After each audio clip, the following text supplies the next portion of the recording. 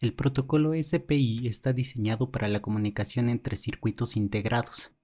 A diferencia de los protocolos asíncronos, este protocolo tiene una línea para la transmisión del reloj. Es por esto que se pueden alcanzar velocidades de transmisión muy altas, en el orden de los megahertz.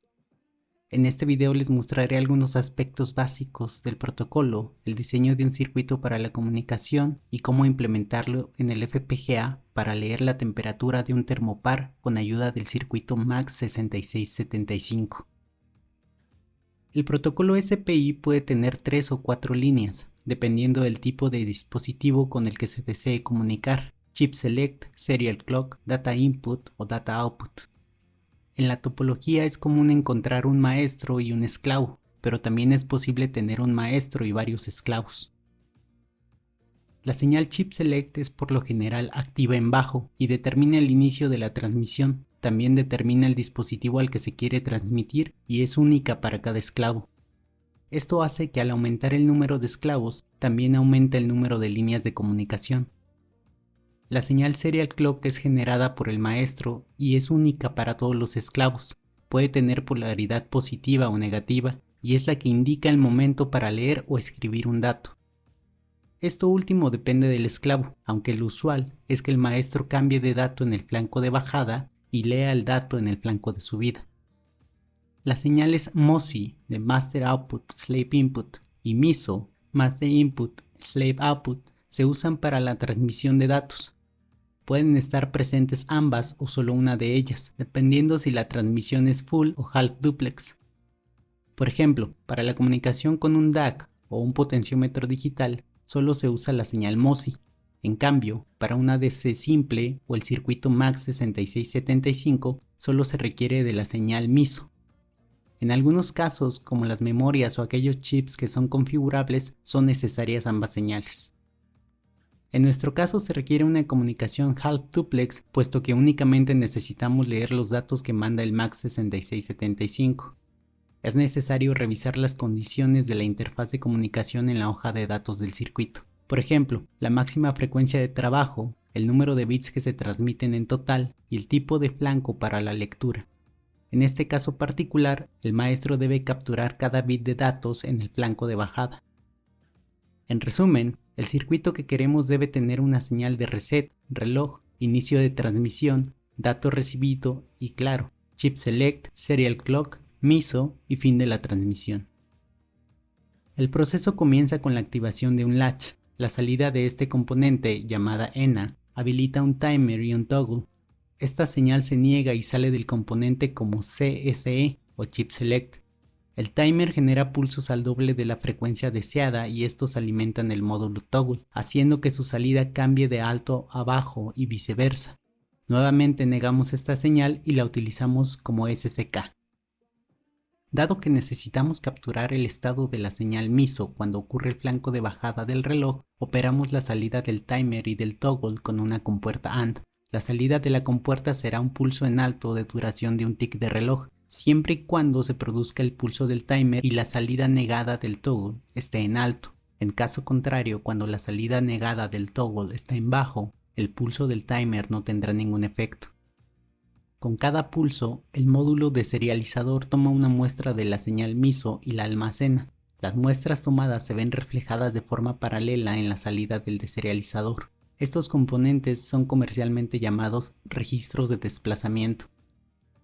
El módulo Countdown reduce su cuenta con cada muestra tomada por el deserializador y una vez que llega a 0 pone su salida en alto. Esto hace que el latch restablezca su salida a 0 y en consecuencia que el proceso finalice.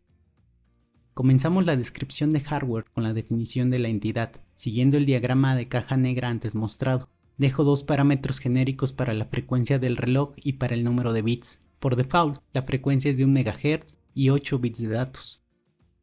El diagrama a bloques nos sirve para describir la arquitectura del circuito. Es necesario incluir los circuitos para el latch, timer, toggle, countdown y deserializador como componentes internos. También es necesario declarar las señales internas que nos sirven para interconectar los componentes. No se preocupen si se pierden algunas líneas de código. En la descripción del video les dejo el enlace para descargarlo. Es importante hacer una simulación funcional para garantizar que el circuito funciona correctamente, antes de invertir tiempo en la implementación y, más importante aún, para evitar dañar el hardware en caso de algún problema. Simular un proceso tan complejo como el SPI en el ActiveHDL es algo tedioso. Por eso, con ayuda de esta página de internet, genera un test bench para escribir en código los estímulos para las señales. Primero hay que corregir los errores debido al uso de genéricos en la entidad. Luego, ajustamos el periodo del cristal oscilador y comenzamos a escribir los estímulos. Escribo como constante el dato que se quiere transmitir para verificar que sea el mismo que se lee con el módulo que hemos creado. Aunque el dato enviado coincide con el que se recibe, hay algunos problemas con este código. Lo anterior se hace evidente si agregamos otro dato para transmitir. El segundo dato ya no se recibe bien. Primero, el toggle no restablece su estado y por lo tanto inicia la segunda transmisión en el último estado en que se quedó, pero el problema persiste. También me doy cuenta de que el número de ciclos de reloj del SPI no está completo. Entonces cambiamos la referencia del módulo de cuenta regresiva al doble del número de bits y su entrada es la salida del timer, pero el problema sigue ahí. Por último, reviso el módulo de serializador y me doy cuenta de que el bit muestreado entra al registro por el lado izquierdo y no por el derecho. Hecho este cambio, ahora sí ambos datos se reciben correctamente. La razón por la que el primer dato sí se recibía bien, a pesar de los errores de código, es que hay simetría en sus bits. Ahora bien, el controlador de SPI por sí solo no sirve para la lectura del termopar. Tenemos que diseñar otro circuito de mayor jerarquía que incluya un timer, el controlador SPI, un módulo de conversión de binario a decimal y el driver para visualizar los datos en los displays de la tarjeta. Puesto que la temperatura cambia muy lentamente, el timer tiene un periodo de 1 segundo. Ya que está completo el código, ahora sí podemos implementar el circuito en la tarjeta Basis 3 con ayuda del software Vivado.